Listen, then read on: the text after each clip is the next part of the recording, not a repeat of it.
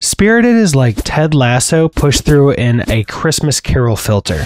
It's also the only adaptation that's made me cry, repeatedly. Let's see how Spirited takes A Christmas Carol, a fairly rote morality tale, and adds 3 things to make it a story that can truly make us better people.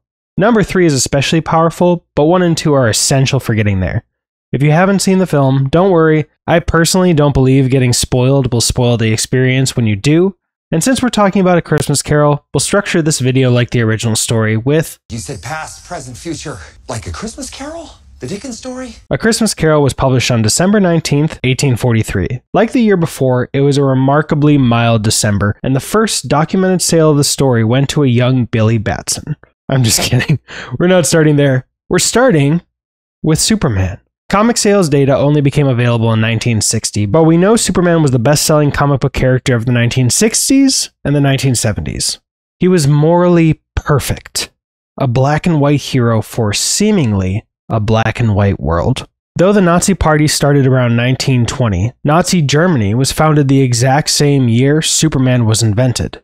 He was a walking, flying morality tale, and the world ate it up. But as time went on and people came to realize how gray the world actually was, we gradually fell out of love with the big blue Boy Scout. Literally for many, because he's such a Boy Scout. He was and is so perfect, people couldn't connect.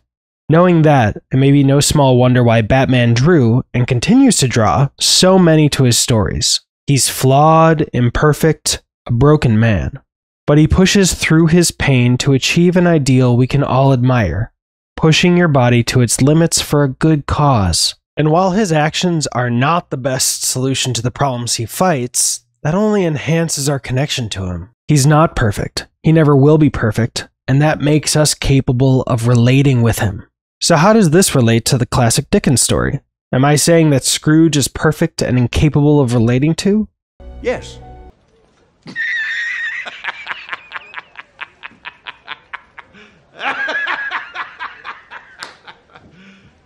You serious? I'm just kidding. Of course he's not perfect. But the spirits are. And that worked back in 1843, back in 1933, and from the sales date all through the 1970s.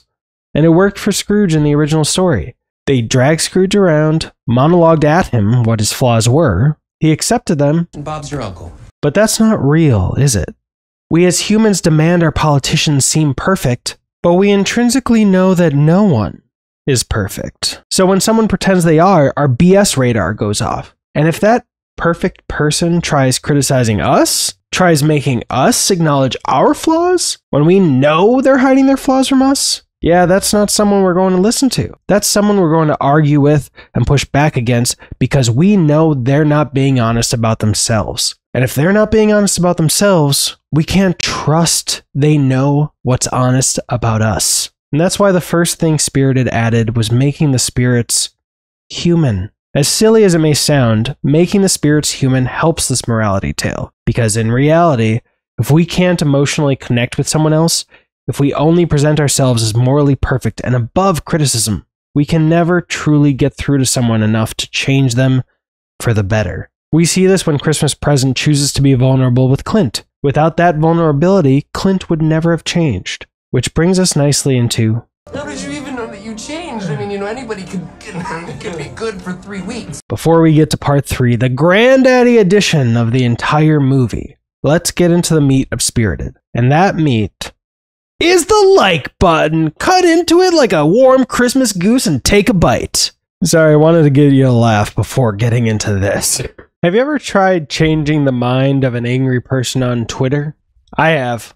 Hundreds of times. Apparently I can't learn my lesson. Recently, someone was yelling about James Gunn's takeover of DC, insisting it was a hard reboot, even though there was a lot of evidence to the contrary. I presented all the evidence, they rejected it, confirmation bias perhaps, and they even rejected the fact that the new Flash movie was an adaptation of Flashpoint. See, if you don't know, the ending of Flashpoint can be used to retcon literally anything you want. It's a get-out-of-jail-free card to justify retconning the story.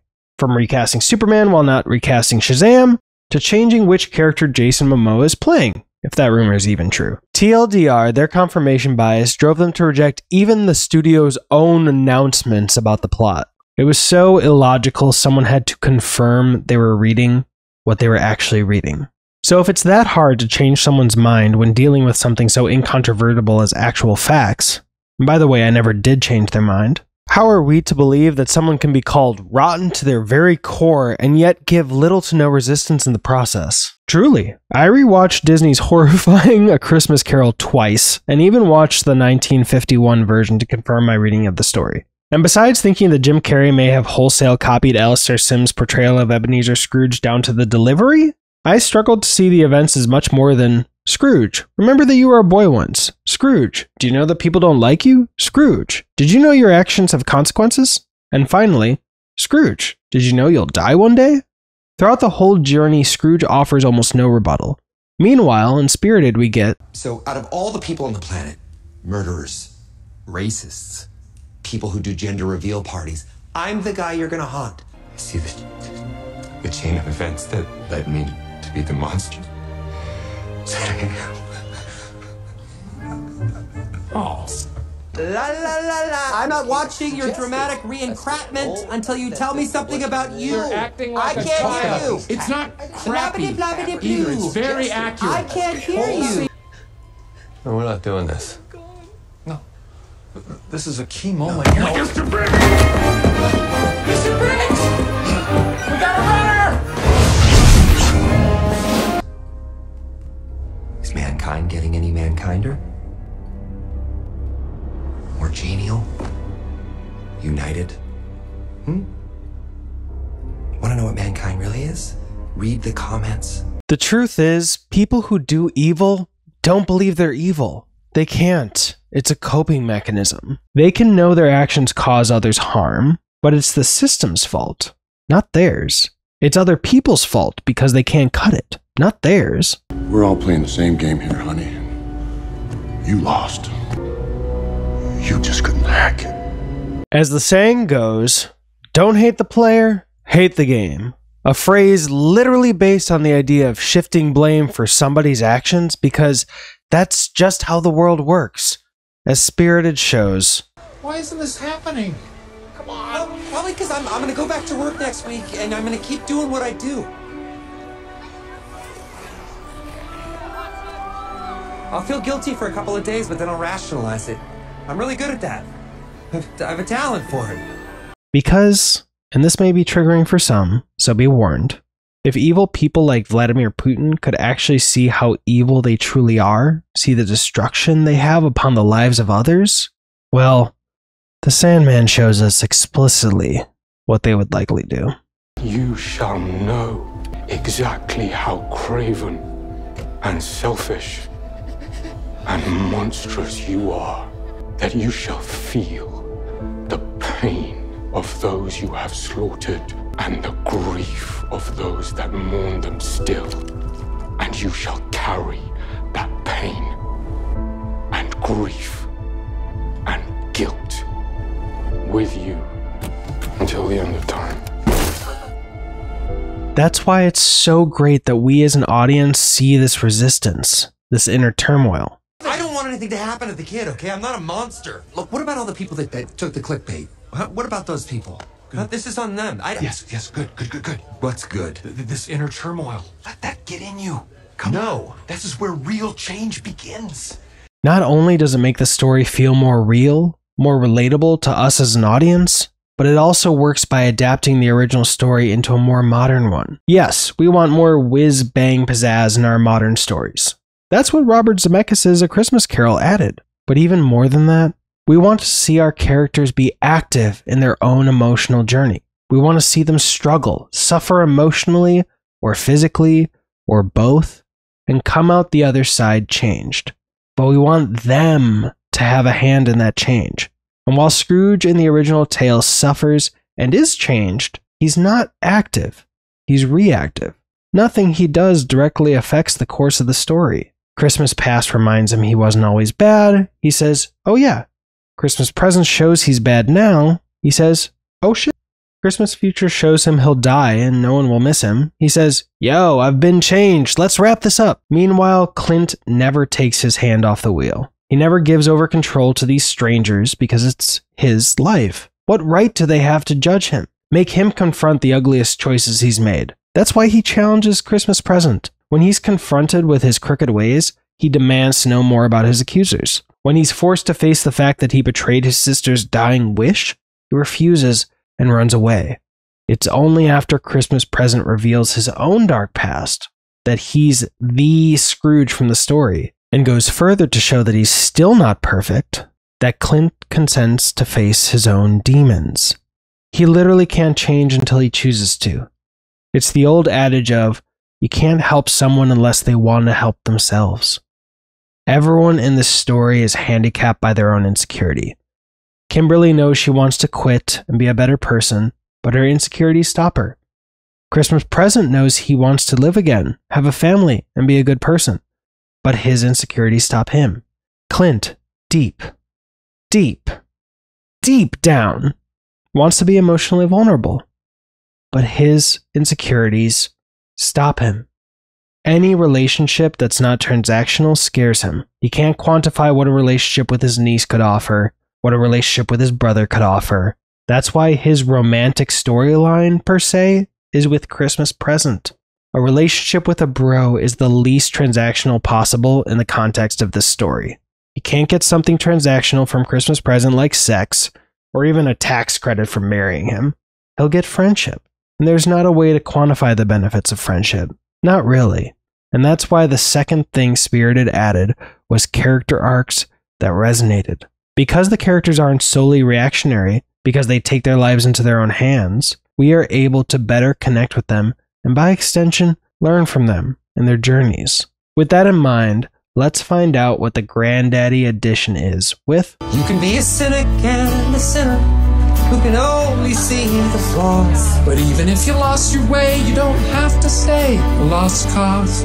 We've talked about connecting with others being essential to changing someone's mind. We've talked about resistance to change and how someone can't truly change unless they want to, and with the help of their friends, people they trust. That sounds like it covers everything, so what else is there to talk about? It's simple, but it truly is the magic sauce that finally made this movie click, that finally touched me deeply, and I hope touched others. It's not the like button, though you can touch that. It's permission. Permission to mess up. Permission to not be perfect every moment of every day. Permission to have those bad thoughts and even to do those bad things. Not because it's good that we relapse, but because if we can't forgive ourselves, we won't be able to pick ourselves up, dust ourselves off, and get back to being good people. Being good all the time is hard. It's exhausting. We don't talk about that. How much strength it takes to resist our base instincts, our anger, our frustration, especially because it can feel like a relief to let that anger out. But we know from part 1 that vulnerability and kindness is what changes things for the better, not anger. Anger can be great. It can get us off our butts and motivate us to make a change. But if we let that anger control us while we try to make that change, it'll get in the way. And not only that, when we fall off the wagon, we tend to turn that fall into a head-first dive. If it's cheating on a diet, we might say, well, I had one slice of cake, screw it, I might as well have the whole dang thing. If it's anger, we might say, sheesh, that felt good, and they deserved it. Why am I sparing people who deserve to be yelled at? I'm right, they're wrong, this is justified.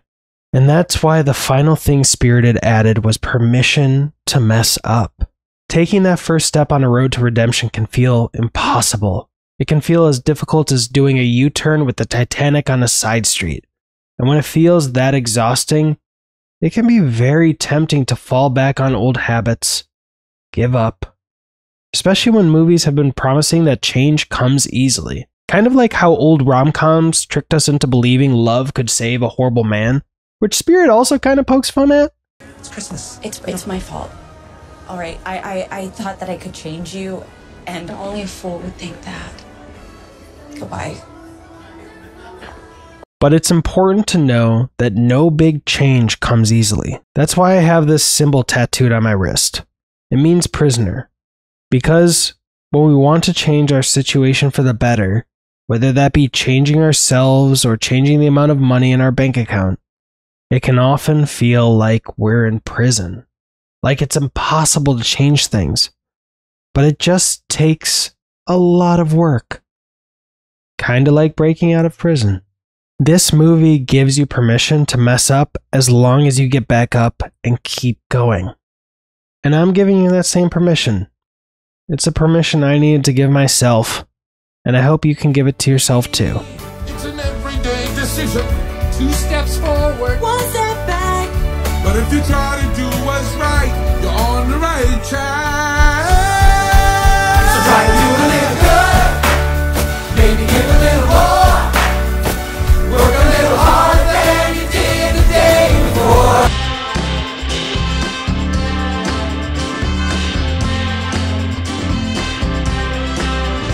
Also, fun fact, Clint never lies in the movie. He may tell his clients what lies to tell, but he never lies. Maybe that's how he's justified all the horrible things he's been doing.